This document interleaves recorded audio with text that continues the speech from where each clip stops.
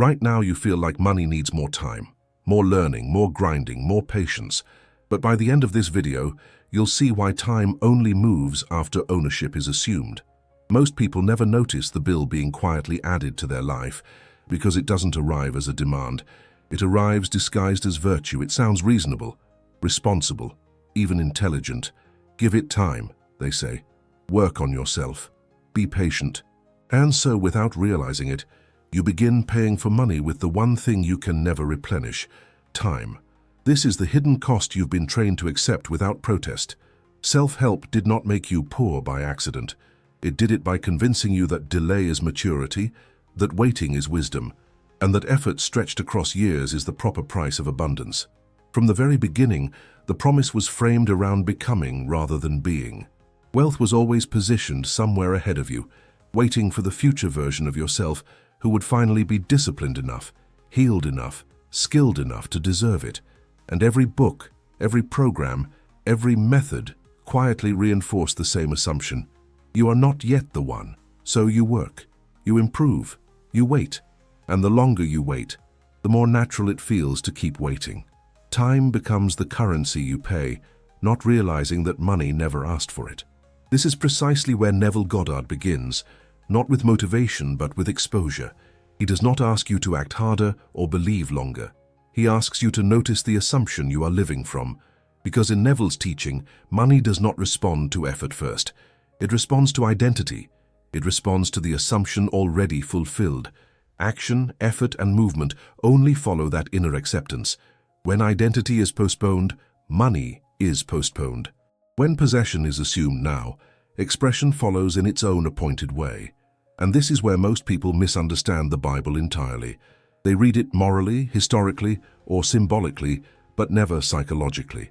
Neville read it as a manual of consciousness. When Scripture speaks of appointed time, it is not describing delay, it is describing law. An appointment is not a hope, it is not a wish. It is a decision already fixed, with events rearranging themselves to match it. The mistake has always been assuming that appointed time means waiting longer, when in truth it means something has already been decided at a deeper level. Neville used a simple but devastating analogy to explain this. He said most people imagine planting seeds and then waiting for harvest through labor, patience, and struggle. But imagination does not plant seeds. It plants finished states. You do not imagine money growing. You imagine money possessed. You do not imagine becoming wealthy. You imagine being wealthy. The fruit is not grown through effort. It is accepted through assumption. The moment you accept the fruit as already ripe in consciousness, time is forced to reorganize itself to deliver what has been internally claimed. This is why effort feels so exhausting when it is disconnected from assumption. You are trying to grow something you have not yet allowed yourself to own. You are pushing against time instead of commanding it. And self-help, as it is commonly taught, thrives on this misunderstanding. It keeps you improving the seed while never allowing you to taste the fruit. It teaches you to stay in process rather than possession. Even Wallace D. Wattles hinted at this long before it became fashionable to talk about manifestation. He said creation proceeds from thinking in a certain way, not from grinding longer or working harder. He was not advocating laziness. He was pointing to causation. Thought precedes form. Assumption precedes movement. Identity precedes income. When thinking is aligned, action becomes natural, efficient, and often minimal. When thinking is misaligned, action multiplies and results diminish. By the end of this discussion, something must change in the way you relate to time itself. You will begin to see that time is not the pathway to money, but the receipt of assumption. You will stop offering years as payment for outcomes that were never meant to be purchased that way. And instead of asking how long it will take, you will begin assuming what is already yours. Because money does not obey effort, it obeys consciousness. And time, whether you realize it or not, has always been waiting for your decision. There is a reason self-help is endlessly optimistic, yet strangely unsatisfying, and it has nothing to do with your sincerity or your effort. Its power lies in keeping your identity slightly ahead of where you stand. Not far enough to be hopeless, but far enough to remain unreachable. The future version of you becomes the star of every promise. More disciplined, more confident, more healed, more deserving. And as long as that version remains in front of you, money remains in front of you as well, always visible, never possessed. This is how deferred identity is quietly installed. You are taught to live as a work in progress rather than a finished state. Improvement becomes your home. Growth becomes your shelter. And while there is nothing inherently wrong with expansion, it becomes destructive when it replaces ownership. You begin to introduce yourself to life as someone who is on the way, and reality listens very carefully. It does not rush to contradict you. It simply reflects the distance you are assuming. Self-help survives by stretching the timeline. There is always another layer to heal, another belief to clear, another habit to install before money can safely arrive. And because these steps appear reasonable, even virtuous, the delay feels justified. Time is no longer an enemy. It becomes a collaborator. You start believing that waiting is part of the process, that wealth must mature slowly, like a reward for endurance rather than a response to assumption. The treadmill metaphor reveals the structure perfectly. The horizon is painted convincingly enough that you keep walking, convinced progress is happening. Every step feels productive. Every mile feels earned. Yet the distance never closes, because the image was never meant to be reached. The future remains intact by design, and as long as money is framed as something ahead of you, effort will always feel necessary, noble, and tragically insufficient. This is why self-help cannot afford to let you arrive. Arrival would collapse the business model. If identity were allowed to be claimed now, time would lose its leverage, the endless becoming would end, and with it, the need to keep paying with years. So the future is protected at all costs, not as a destination, but as a containment strategy. Once this is seen, the language of the Bible must be revisited with new eyes, because if the future itself is the trap, then any teaching that speaks of time must either reinforce the illusion or reveal the exit. The question is no longer how to improve yourself enough to reach money someday. The question becomes whether time was ever meant to be the bridge at all. What most people hear when they encounter the language of time in Scripture is postponement. They read words like appointed time and unconsciously translate them into delay, as though fulfillment is sitting somewhere in the distance, watching the clock, deciding when you are finally worthy to receive. But this interpretation comes from reading the Bible as a story about external events, rather than an instruction about internal law. Neville was unwavering on this point. Scripture is psychological, not chronological. An appointment is not a wish. It is not a possibility. It is not something you hope will happen if conditions improve. The moment an appointment is made, the outcome is settled. What follows is not uncertainty, but rearrangement. Your day reorganizes itself around a decision already concluded. You do not wonder if the appointment will occur. You move through time as though it is inevitable. This is the exact meaning hidden in the biblical use of the phrase.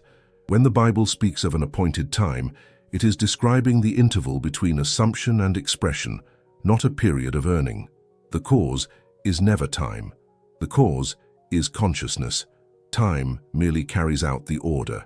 This is why Neville insisted that imagining the wish fulfilled is the only creative act. Once the inner decision is made, life must comply, not because of effort, but because of law. Money, then, is not waiting for the right circumstances. It is waiting for the right conclusion. The conclusion is the assumption that possession is already true. When that assumption is reached, the appointed time begins, not as a test of patience, but as a sequence of perfectly fitted events. Nothing is rushed. Nothing is forced, and yet nothing is delayed unnecessarily, because delay only exists where indecision remains. This reframes wealth entirely. Money is no longer something you work toward in the future. It becomes something that expresses itself after acceptance. The outer world does not ask how hard you tried or how long you waited. It responds to what you have inwardly settled. Once the inner argument ends, time has no choice but to move. Seen this way, time loses its moral authority. It is no longer a judge deciding when you deserve more. It becomes a servant carrying out an instruction already given. And if time is the effect rather than the cause, then money can no longer be treated as a reward for patience. It must be understood as the visible echo of an assumption already complete. Money is not earned, it is outpictured. From the earliest conditioning, money is introduced as a result of effort, as though it were a stubborn substance that must be persuaded to appear through persistence and struggle. This framing feels logical, even moral, but it quietly reverses the true order of creation. Neville challenged this at its root by stating that the outer world does not initiate anything. It reflects, and reflection does not negotiate. It reproduces whatever stands before it. A mirror never asks how hard you worked to earn your image. It does not evaluate your worthiness or your preparation. It simply shows what is present. Money functions the same way. It is not an independent agent with opinions or preferences. It is an outpicturing of internal acceptance. What you consistently assume yourself to be in relation to wealth is what the mirror of life displays, without commentary and without delay, once the assumption is fixed. This is why two people can perform similar actions and receive wildly different financial outcomes. The difference is not intelligence, effort, or even opportunity. It is the inner stance being mirrored. One acts from ownership, the other from pursuit. One moves as though money is an extension of self, the other as though money is an external prize. The mirror does not reward one and punish the other. It simply reflects the stance each is holding. When money is treated as something to be earned, the underlying assumption is that it is currently absent. That assumption is what gets outpictured, no matter how intense the effort becomes. Action taken from lack multiplies activity, but preserves distance. Action taken from acceptance is minimal, precise, and often feels strangely effortless because it is no longer trying to change reality, only to participate in its expression. This is where the obsession with effort must be questioned. Effort is not wrong, but it is never causal. It is secondary. When effort precedes acceptance, it becomes labor without leverage. When acceptance precedes effort, action becomes a bridge rather than a burden. Money appears not as a trophy at the end of exhaustion, but as the natural echo of an identity already assumed. Once money is understood as an outpicture, the entire conversation shifts. The focus moves away from strategies to acquire and toward the inner permission to possess. And when that permission is granted, the mirror responds faithfully, not because it has changed, but because you have. Effort carries a certain dignity with it. It feels honest. It feels responsible. It gives the mind a sense of moral balance, as though struggle itself were proof of worthiness. This is why effort is so rarely questioned. It does not announce itself as fear or lack. It presents itself as commitment. And yet, beneath that noble surface, effort often conceals a quiet confession. I do not yet have what I want. Neville pointed out that consciousness speaks long before words do. When you strain, push, and force outcomes, you are not communicating ambition to life. You are communicating absence. The very act of trying to get money implies that money is not already yours. This is why effort, when taken as a primary cause, produces delay. It keeps reinforcing the story of ownership postponed. The analogy of knocking on a door captures this perfectly. If a house is truly yours, you do not stand outside asking permission to enter. You turn the handle and walk in. Knocking is only necessary when ownership is uncertain. In the same way, striving to get money contradicts the claim that it belongs to you. The knock announces doubt, and reality responds accordingly, not with punishment, but with consistency. This is how people become rich in labor, but poor in results. They are constantly moving, constantly doing, constantly proving their willingness to work, yet the outcome remains stubbornly delayed. The problem is not insufficient action. It is misaligned identity. Effort has been placed in front of assumption instead of behind it. Action is being asked to create what only acceptance can authorize. When effort follows assumption, it feels entirely different. It is lighter, more selective, almost obvious. There is no sense of pushing life uphill. There is no desperation in the movement. The action feels like participation rather than persuasion. But when effort is used to compensate for a lack of inner ownership, it becomes heavy, repetitive, and strangely unrewarding. This is why effort feels noble yet unproductive at the same time. It soothes the conscience while quietly extending the timeline. It allows you to feel responsible while remaining in delay. And until this contradiction is seen, effort will continue to be praised for its sincerity while silently preserving the very lack it is meant to overcome. If money reflects assumption rather than effort, staying here matters. Subscribe and remain in the state where ownership is clarified and time stops being the price you pay. Time feels harmless because it arrives in small increments. A day here, a month there, a year explained away as necessary preparation. But over time, this gentle delay becomes a habit of consciousness. You begin measuring progress not by possession, but by duration. How long you have been trying becomes more important than what you have accepted. And without noticing, time replaces ownership as the proof of seriousness. When money is assumed to be absent, time becomes the payment offered in exchange for hope. You tell yourself that staying committed, staying patient, and staying consistent will eventually be rewarded. Yet every eventually quietly reinforces a future identity. It affirms that wealth is not now, not present, not yours yet. Time in this context is not neutral. It is an expression of lack being continuously confirmed. The analogy of depositing coins into a bank that never pays interest reveals the futility of this arrangement. Each moment spent waiting feels like an investment. You believe something is accumulating, but the account is imaginary. No matter how many hours you deposit, the balance never compounds, because time does not generate ownership. It only extends the distance created by assumption. This is why people can spend decades working toward abundance and still feel financially unfinished. The effort was real, the patience was real, the sacrifice was real, but the assumption remained unchanged. Time was treated as currency, and currency was mistaken for cause. Reality simply mirrored that agreement, reflecting more waiting, more preparation, and more almost. When time is understood correctly, its role changes completely. It is no longer something you pay with. It becomes something that follows. It does not grant wealth. It arranges its appearance. But as long as time is used as proof of progress, identity remains deferred, and deferred identity can only ever produce deferred results. This is the subtle trap that keeps people permanently on the way. They are not failing. They are paying the wrong price. And until time is removed from the role of currency, money will continue to appear as something that requires more waiting, rather than something that responds to an inner conclusion already made. Impatience isn't wrong. It's misplaced identity. Impatience is often treated as a flaw, as though wanting things sooner reveals immaturity or greed. But impatience itself is not the problem. It is a signal. It reveals a tension between what you want and what you believe you are allowed to have now. When impatience appears, it is not condemning desire. It is exposing a split in identity. If you truly believed something was already yours, urgency would dissolve on its own. You do not watch the clock for something you are certain has arrived. You do not feel restless over what you already possess. Urgency only enters when ownership is in question. It is not speed that is being demanded, but reassurance. The impatience is asking, is this really mine, or am I still waiting to become the one who deserves it?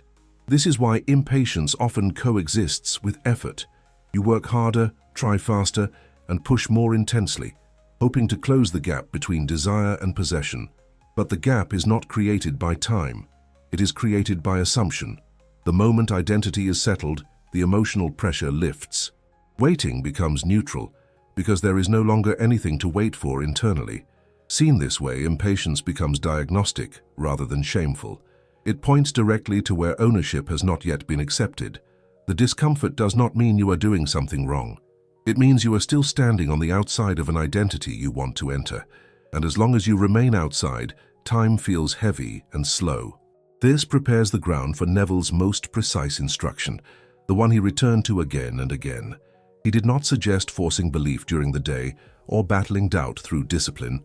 He pointed to the moment when identity naturally softens, when the future loses its grip and the mind becomes receptive. The place where impatience quiets not through control, but through acceptance. That place is not reached by effort. It is reached by surrendering the argument with time. And once identity is allowed to settle without resistance, impatience fades, not because desire is gone, but because possession has been inwardly claimed. There is a narrow threshold between waking and sleeping where the future quietly loses its authority, not through force but through absence. In this interval, the mind is no longer standing guard over what is reasonable, practical, or deserved. It is not analyzing outcomes or negotiating probabilities. It is receptive. Neville called this the state akin to sleep, because it is the one moment in the day when consciousness naturally loosens its grip on time, allowing identity to settle without resistance. In ordinary waking life, time dominates perception. The mind constantly measures distance between where you are and where you think you should be. Desire is projected forward, and the present is treated as insufficient. SATS interrupts this pattern. As the body relaxes and the senses withdraw, the urgency to manage the future dissolves. The mind stops arguing for delay, not because it has been convinced, but because it has fallen silent. In that silence, assumption becomes possible. What Neville emphasized again and again is that SATS is not about visual performance. It is not about forcing vivid images or generating emotional highs. Those efforts belong to the waking mind, the same mind that insists on timelines and proof. SATS works because effort drops away. The imaginal act becomes simple, almost understated. A brief scene, a familiar feeling, something that would naturally occur if the desire were already fulfilled. The power is not in the detail, but in the acceptance. When acceptance occurs, something subtle but decisive happens. The body responds first. Muscles soften. Breathing slows. The nervous system behaves as though the matter is settled. This is not imagination pretending. This is identity shifting. The system recognizes completion, and when the body accepts completion, the mind no longer demands reassurance. Time, which thrives on uncertainty, loses its leverage. This is what Neville meant by the collapse of time. It is not that events are forced to happen faster. It is that the inner need for time disappears. The future no longer feels necessary as a container for fulfillment. Fulfillment is experienced now, not as fantasy, but as inward fact. Once that happens, time becomes merely the space through which expression moves, not the obstacle that must be endured. Many misunderstand persistence at this stage. They believe repetition is required to convince reality. Neville taught something entirely different. Persistence was about returning to the state until it felt natural, until possession felt more normal than wanting. Repetition was not meant to overcome doubt through effort, but to familiarize consciousness with a new identity. Once the state felt ordinary, repetition lost its purpose. The assumption had been accepted. From this point, the reorganization of life begins quietly. There is no sense of pushing events into place. Actions arise spontaneously, without strain. Conversations happen without planning. Decisions feel obvious rather than strategic. None of this feels dramatic internally, because the decision was already made in consciousness. The outer movement feels like confirmation, not pursuit. SATS does not manipulate time. It removes the inner contradiction that required time to stretch in the first place. When identity is settled, waiting becomes irrelevant. And when waiting dissolves, time has nothing left to manage except the orderly unfolding of what has already been assumed as true. Once assumption is settled, the mind naturally tries to interfere by asking how events will unfold. This is where most people unknowingly step back into effort. They begin monitoring life, scanning for signs, measuring progress, and attempting to manage the sequence. Neville was clear that this impulse misunderstands the nature of the bridge of incidents. The bridge is not something you build. It is something you walk across after it has already been assembled. The bridge of incidents refers to the series of events that leads from assumption to expression. These events are not random, nor are they forced by willpower. They arise because the inner conclusion has been reached.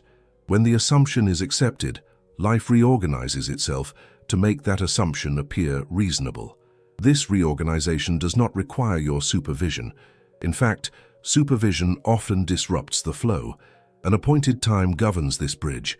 Just as with any true appointment, the outcome is settled before the journey begins. You do not decide each step consciously. You move naturally, guided by impulses that feel ordinary at the moment, but reveal their coherence in retrospect. Looking back, the sequence appears inevitable.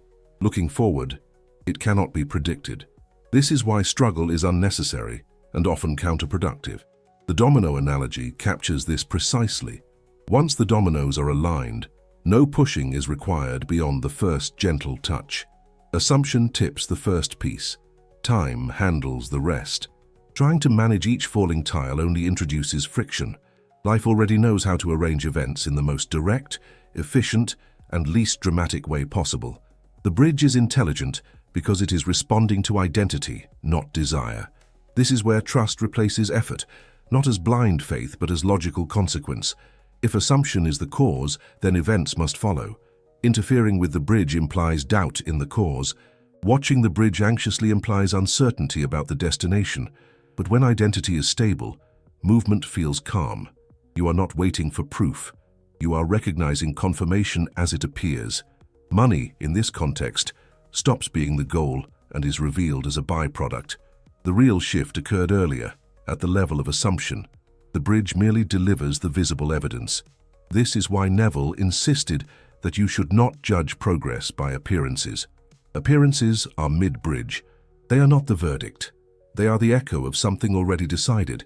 When the bridge is understood as scheduled rather than struggled for, life feels less urgent and more precise. Things happen at the right moment, through the right channels, without the sense of force. And this leads to the final realization. Money was never in charge of your life. Time was never the master. Consciousness was. And once that is seen, the chase ends, because there was never anything to chase at all. You were never meant to chase money. You were meant to command time. When everything that has been explored is allowed to settle, a quiet but uncompromising realization emerges. Money was never the deciding force in your life. It never determined your pace, your worth, or the moment you were allowed to experience ease. It only appeared to hold that authority because attention was misplaced. Neville's teaching was not about accumulating wealth as an external goal. It was about exposing the deeper law governing all expression, the law that identity precedes experience, and that the outer world can only echo what has already been inwardly assumed. To say that money answers identity is not philosophical language. It is a functional description of causation. Identity is the position consciousness occupies. It is the stance from which you interpret effort, time, and opportunity. When identity is rooted in lack, effort multiplies activity, but preserves distance. When identity is rooted in possession, action becomes secondary, often minimal, and sometimes almost invisible. The difference is not in what is done, but in what is already accepted as true before anything is done at all. This is why Neville's reading of the Bible dissolves confusion around time. The phrase appointed time was never meant to soothe impatience or encourage endurance. It was meant to describe sequence. Consciousness moves first. Time follows. The appointment is made internally, and life rearranges itself externally. Delay is not imposed by circumstances. It is generated by unresolved assumption. Once the inner decision is complete, time loses its ability to argue. Florence Scovel Shinn expressed this same law when she observed that supply appears when the inner agreement is finished. Not when effort has peaked, not when anxiety has been exhausted, but when the internal conversation ends. As long as there is debate, life reflects debate. As long as there is negotiation, life negotiates back. Completion inside produces completion outside because the mirror has nothing else to show. This understanding exposes the final illusion embedded in self-help culture. It keeps you busy refining yourself so you never notice your own operant power. Improvement becomes a distraction from identity. Progress becomes a substitute for possession. You are encouraged to remain in motion, so you never stop long enough to realize that nothing external has authority over you. Time becomes the toll you keep paying because you were taught that payment must precede ownership. Neville offered a radically different position. He suggested that ownership precedes movement, that the feeling of financial completeness must come first, not as excitement or anticipation, but as quiet certainty. When that certainty is assumed, the relationship with time changes automatically. Waiting loses emotional weight. Urgency dissolves. Life begins to cooperate rather than resist, not because it has changed, but because it is finally responding to a stable identity. To command time is not to rush outcomes or manipulate events. It is to remove the inner contradiction that required time to stretch in the first place. When identity settles, time becomes orderly. And when time becomes orderly, money obeys without drama. What appears next does not feel extraordinary. It feels natural, even overdue. Because in truth, nothing new has been created. You have simply stepped into the position that was always meant to be occupied. If this shifted how you see time, money, and effort, stay here. Subscribe and keep returning to the state where identity leads, time follows, and results stop being chased.